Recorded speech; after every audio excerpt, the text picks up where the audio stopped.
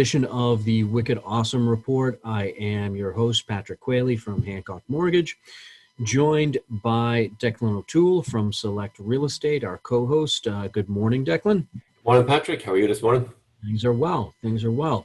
So, Wicked Awesome Report broadcasting every Tuesday and Thursday at 10 a.m. or 10-ish, depending on our technical difficulty situation. And we got that ironed out, so we're rolling live again. Head over to the Facebook page for Wicked Awesome Report.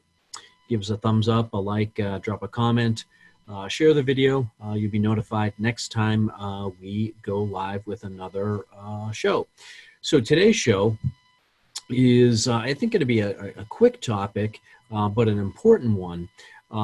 It's about trigger leads. So what are trigger leads? Well, it is a fairly common and unfortunately easy way for a consumer maybe to get scammed. So Declan, here's how a trigger lead works. So in this scenario, let's pretend that you're a client, okay, and you're applying for mortgage financing. So you're on the phone with me. We're talking about all the different aspects of the transaction, starting to put together an application, and you provide me with permission to order a credit report for you. So that's, obviously a big piece of the overall puzzle. We have to review what your credit looks like to see what you can qualify for. So we order your credit. Credit comes back fine, no issues. And I ask you for some supporting documents. So Declan put together a full file here. We're going to need, tax returns and bank statements, pay stubs, all those normal things. We have a very good conversation. You agree that, in the next, 24 hours, you'll get all those supporting financials and get them back to me. That's, pretty typical conversation. So we hang up. And I'm waiting for you to gather your financials and send them in. However, in the meantime, as you're putting together your paperwork, you get another phone call. And it's from somebody who is asking you some questions about mortgage financing. Your loan processor? Well, see, that's the thing. When that person calls, they may not adequately identify themselves as to exactly who they are and exactly what company they work for, who they represent. So you, being a consumer that doesn't buy a house every single day of the week, you very well may think, well, this person calling must work at Patrick's office or must be associated with Patrick because that's the only mortgage application I'm putting together. And you start providing some additional information and some details to this person. And next thing you know, you actually have a loan application in process with this other person. Now, that may sound kind of weird, but it happens. Here's how it happens. See, the credit bureaus, the credit agencies, have a whole bunch of your information. So it's not just what the balance on your Visa card is or what your mortgage balance is or what, who you have your auto loan with. Also has all of your contact details. So think about it. Every time you apply for credit, you have to list your name, your address, your phone number, and nowadays typically that's a cell number, and also typically an email address. Think about any. I'd imagine that's confidential. I mean, it should be confidential if it's well, it should be, and believe it or not, it's perfectly legal, and that's really the scary part. It's perfectly legal for what I'm about to explain. How this happens. So the credit bureaus have that information on file. So another company can set up a request and actually buy a list from the credit agencies. And they'll have some filters, some criteria. They'll say, for example, I want a list of people in the following zip codes, so you can narrow it down by area, that have a credit score higher than 700, whatever their the people that's buying the list, whatever their criteria is, that has a existing mortgage balance higher than 200,000 or 300,000, or again, whatever their filter, their criteria is, and so everybody that has that criteria and has had a recent mortgage inquiry within the past 24 hours. So when you and I were talking and you gave me permission to pull your credit report, that is now what's called a trigger lead. It triggers your information to be on that list that somebody else can buy.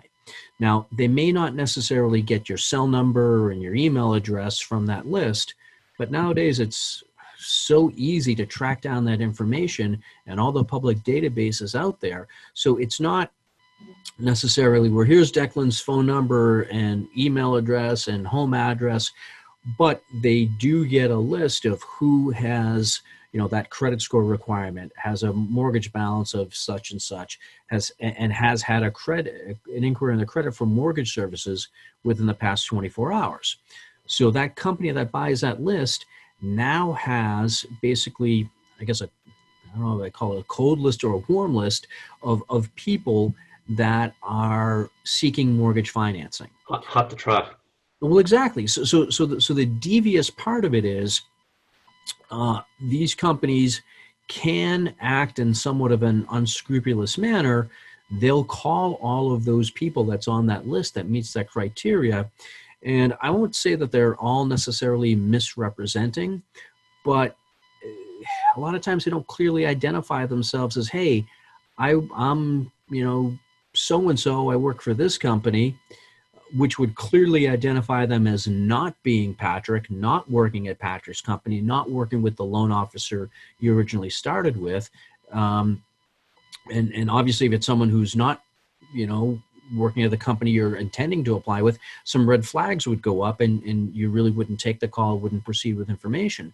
But again, the consumer who does not work with mortgage financing, all day, every day, is somewhat misled into thinking, well, this is in relation to the call, a follow-up phone call after I got off the phone with Patrick. And they'll provide, some more information. And now you have a mortgage application in process with someone who you did not intend to do business with. So it unfortunately, it's completely legal. It does happen. And, as you can probably imagine, a lot of unhappy consumers as a result of that. It's interesting. I mean, look, I'm used to getting the credit card. You'll get get this credit card, we can refinance your mortgage. That stuff is all fine and good. So I'm aware that some of the information is obviously being sold by the bureaus. All the junk mail that you get, absolutely, yep. Yeah. You apply for a credit card and you get 50 more applications in the mail. And you know what? On principle, I'm not necessarily against that because that's part of the economy, right? It's people are out there trying to make money selling me credit cards, right? If I'm smart enough not to take them, all the better. But the whole idea with this is that, again, they're a trigger, but it's a much longer term trigger. The fact that this is in real time, somebody can call you the following day, masking the fact that they're not working with you, and basically it's a legal scam. It is. And it's, I'm not saying that every company is going to misrepresent who they are, but if they come out and say, I work for XYZ company, well, that Patrick doesn't work for XYZ company. That's not who I was applying with. Right. So they sort of gently sort of fluff that off or don't really fully properly introduce themselves, leave it kind of vague.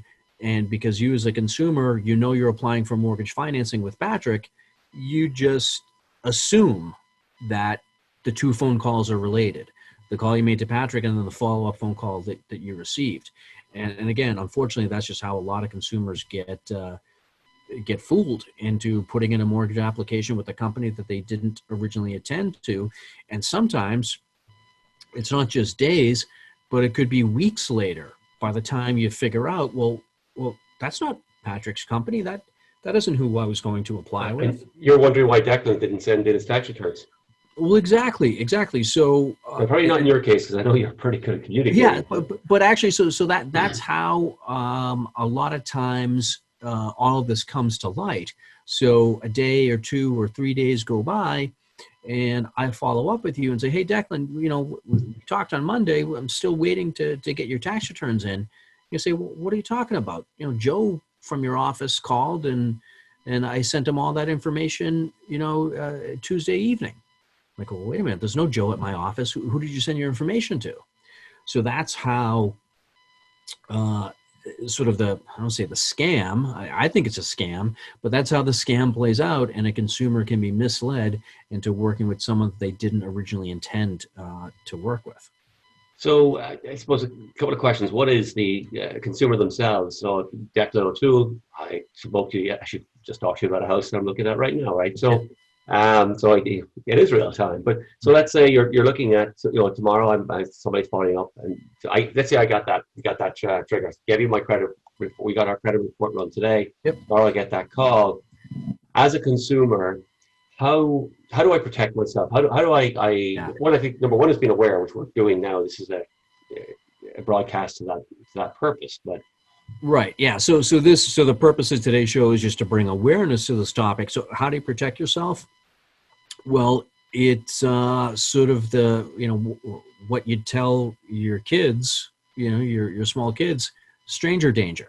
Okay, you don't want to talk to those strangers. You want to make sure that the person on the other end of the line, you want to know who they are and what company they represent. And believe me, working with consumers and dealing with sensitive financial data, and I do have other people in my office that are in contact with consumers. I have absolutely zero problem with a consumer questioning and double checking and making sure that the phone call is legit. Okay. So as a consumer, ask the questions, make sure. So you work with Patrick at Hancock Mortgage. Is Patrick there? Can I talk to Patrick, or can you have Patrick call me back instead? If it's uncomfortable, weird, unusual, they're asking for information you've already given, hang up the phone and call Patrick or call your loan officer and just make sure that, it's legit. And a reputable business person, a good loan officer, is not going to take offense to that at all. They want to protect your data as well. It's just, unfortunately, ordering a credit report is part of the process, and there's no way to protect your data from having the credit bureau sell that on to another third party. So another question I suppose I have for you is, as a mortgage broker, do you take any steps, or how do you make sure that they're so that you work in your office? So there have been some, I don't say tricks, but some ways to kind of, I guess, fool the system a little bit. So when we're putting in a client's data into our loan software, obviously to order a credit report, you need to have their name and their address and the social number and the date of birth. That's really the critical pieces of information. When we're ordering a credit report, you don't necessarily have to put in a phone number or an email address for that client. Most people do, because those are just the general fields. Years ago, what a lot of loan officers would do is not put in a phone number, not put in an email address, hoping that is going to prevent all the accurate data going out on that trigger lead list that someone else is going to buy. The unfortunate reality of it is your email address, your cell number is already out there. The bureaus already have it. And even though that third-party company may not buy that specific information from the credit bureaus, there are so many places out there to Google it and find that information in different databases. So it's sort of a cross-reference. So it's a couple of extra steps for that third-party company, but there's that end of it. Do you also? I think you do this. Do you introduce your team to people as well? Is that a way of? Well, exactly. So as a means to try and protect the client, I'll bring that up and say, hey, I just want to let you know, we are ordering your credit. Sometimes it happens that now you're on a list for trigger leads, which means that another third-party company can buy some of your information, and again, completely legal, and call you and try to sell you mortgage services. So, Mr. O'Toole, just please be aware, if it's not me, if someone else calls you, they have to clearly identify themselves as working with me at Hancock Mortgage. And by the way, here's a list of the 4 or 5 people on my team that you're going to interact with regularly throughout the process, just so you're familiar with what their names are. If these people call you and identify themselves as working with me, 100% legit, work with them, provide whatever documentation. Get a call from somebody else and it's kind of vague and they're not really clear as to who they work with or who they work for, it's probably a scam. Hang up the phone and give me a call. So your industry, right? So you're a mortgage broker. I imagine it doesn't give you a good name if people do this. Has there been any pushback with regards to, or any measures been taken to try and change? Yeah, so actually there have been quite a number of lobbying efforts to try and just stop this from happening. And some headway had been made, and actually earlier this year, it looks like some significant progress had been made. However, other more pressing events took place with a pandemic and other turmoil in the financial industry. The whole issue of trigger leads, got pushed to the side. Down the list. Yeah, it's a lower priority at this point, which I can understand, but it's still something that we have to try and protect our clients against, from being tricked or fooled into working with someone that they didn't, initially intend to work with. So I'm hoping that there's going to be another push, sort of a resurgence here of support and lobbying efforts to try and stop the sale of trigger leads. But again, there's opposition to that. So, the way I'm laying it out, the way I'm explaining it, sort of common sense, I'd say that most people would want that to be stopped, to prevent that from being a business or an industry or something that can happen. Well, there's two sides to every story. So the credit bureaus, it's a source of income for them. Right. So they're selling that information, which means there's people that are buying it. There are people that are buying those lists. So it's a form of revenue for the credit bureaus. And the companies that are buying those lists, well, they're just buying it to waste money. Obviously, there are some statistics there. There are some conversion ratios. They have to be converting a certain number of those leads that they're buying in order for it to be profitable for them. So the companies that are buying the trigger leads and the credit bureaus that sell the trigger leads don't want that business to go away. So there is some opposition from trying to stop it. So kind of one question I have for you, it wouldn't be too hard for somebody to get that information. People think it's their own officer. Do they actually sell the social security number as well?